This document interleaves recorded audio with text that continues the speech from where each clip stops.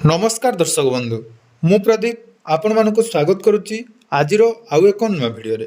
तो चाषी और भाई भौणी मानक पई गोटे बहुत बड़ अपडेट वर्तमान राज्य में लघुचाप प्रभाव में अदिनिया वर्षा हवा जो विभिन्न जिलार चाषी और भाई भौणी मैंने बहुत असुविधार सम्मुखीन होती। तो आपण मैंने जानिथिबे दीर्घ 2 ରୁ 3 दिन हम पाग जाकि मेघुआ रखा सहित वर्तमान जाकि लघुचाप प्रभाव में राज्यर विभिन्न जिले में वर्षा बढ़ी जहाद्वारा कि चाषी और भाई भौणी तांकर जो धान कटा जाइतिला बा धान फसल जो कटा जाइतिला वर्तमान सुधा से गुड़िक जहाँकि संपूर्ण नष्ट हो जाइए। विभिन्न माध्यम आपण माने देखिया पई पाउथिबे एवं आपण मानक अंचल रे जदि एई वर्षार प्रभाव रही ताहले आपण मानक कोन करिया पई पड़िबो देखंतु। जदि आपण माने फसल बीमा रे खरीफ ऋतु पई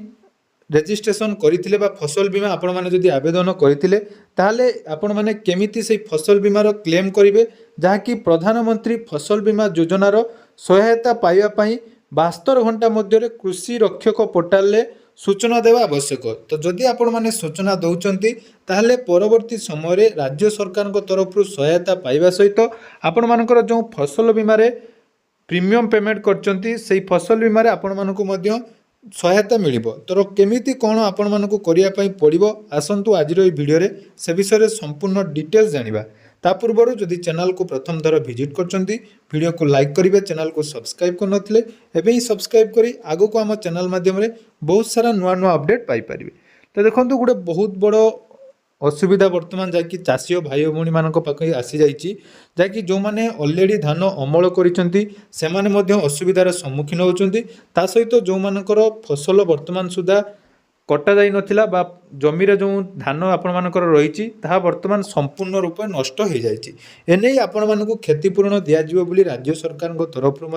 सूचना दी जाइए। एवं विशेषकर जदि आम देखा पाचु मंडी में जो मैंने धान नहीं रखी से धान वर्तमान जहाँकि वर्षा प्रभाव में उदा हो जाइए। तेणु जो मानकर अलरेडी फसल बीमा रेजिस्ट्रेशन होती आपण मैंने जदि फसल बीमा रेजिस्ट्रेशन करते 72 घंटा मध्य आपण मानक जहाँकि कृषि रक्षक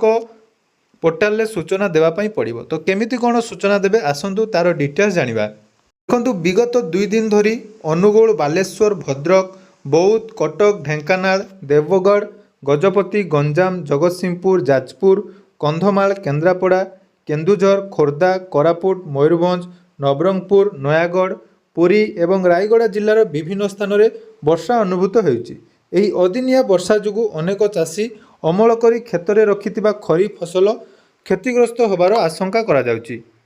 तेणु यही समस्त जिले में 15 लाख रु अधिक चाषी फसल बीमा योजन सेमानकर खरीफ फसल को जहाँकि पंजीकृत करिसेंती। तेणु प्रधानमंत्री फसल बीमा योजन पंजीकृत चाषी भाई भौणी मानक सूचना पाई अवगत करा जाउची जे फसल अमलर परवर्ती क्षयक्षति मध्य बीमा सहायता प्रदान करा जाय। एटा मध्य आपण माने जानिथिबे फसल बीमा रे केवल फसल समय नुहे फसल अमल परे मध्य जदि आपण मानकर कोनोसी प्राकृतिक दुर्विपाक जोगु बा जो अदिनिया वर्षा जोगु आपण मानकर फसल नष्ट हो जाय ताहले एथिरे मध्य आपण मानकु क्षयक्षति विवाद रे बीमा कंपनी तरफ सहायता मिलता है। तेणु अमल होइथिबा पंजीकृत फसल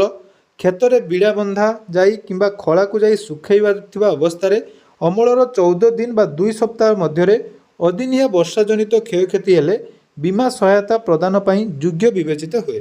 तेणु एथिपाई एही क्षतिपूरणर 72 घंटा मध्य आपण मानकु कृषि रक्षक पोर्टाल किंबा हेल्पलाइन नंबर एटा मन रखंतु ऑलरेडी मु मध्य आज नंबर कॉल करथिली तो सेठी आपण मानकु कॉल कला परे 14447 मन रखंतु 14447 यही नंबर आपण मानकु निहाती सूचना देवाई पड़ो। से सूचना देला समय आपण माने जो फसल बीमा आवेदन करचंती तार रेजिस्ट्रेशन नंबर आपण माने निज निजर स्टेट जोटा कि आम ओडिशा जिला एवं आपण मानकर जो आधार कार्ड नंबर दे एठी आपण माने निजर कंप्लेन रेजिस्ट्रेशन करें जहाद्वारा कि वर्णित जिला किंबा अन्य कोनोसी जिलार पंजीकृत चाषी और भाई भौणी माने अदिनिया वर्षा जनित सेमानकर फसल अमलर परवर्ती क्षयक्षतिर सूचना कृषि रक्षक पोर्टाल माध्यम किंबा 14447 को कॉल करी जणांतु। एटा गोटे मोस्ट इंपोर्टेंट आपण मानकु निहाती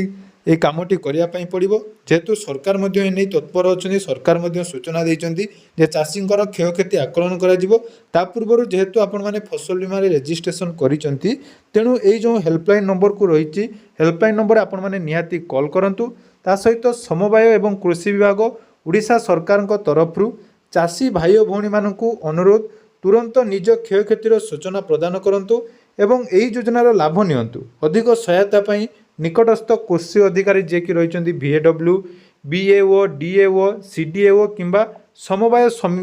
ଅଧିକାରୀ CEO ARCS DRCS को जोगाजोग करंतु आपनମାନଙ୍କ ପାଇଁ ସବୁଠୁ ସୁବିଧା ଉପାୟ ଆଉ ଯେଉଁ ରେଜିଷ୍ଟ୍ରେସନ ଆପଣଙ୍କର ମୋବାଇଲ ନମ୍ବର ରହିଛି ସେହି ନମ୍ବରରେ 14447 କୁ ଆପଣମାନେ ନିହାତି କଲ୍ କରି ଆପଣମାନଙ୍କର ସମସ୍ୟାର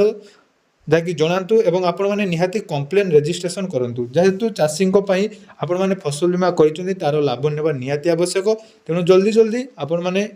कॉल करी निज निजर कंप्लेन दे पारे तो जदि आपको ये भिडियोटी इनफॉर्मेटिव लगुच निहाती चैनल को सब्सक्राइब करूँ एवं यही भिडियो को आपणकर परिवार समस्त चाषी भाई भौणी गाँव भाई भौणी साई पड़िशा समस्त सहित शेयर करूँ जहाद्वारा कि चाषी कूल यापाई उपकृत हो पारे और आपण मानक निहाती सहायता मिल पार जो मैंने ए विषय जानी ना पाखे खबरटी आपण मैंने पहुँचेले निजे सुविधा पाइबा सहित जहाँकि सबु चाषी यार लाभ नहीं पारे। धन्यवाद।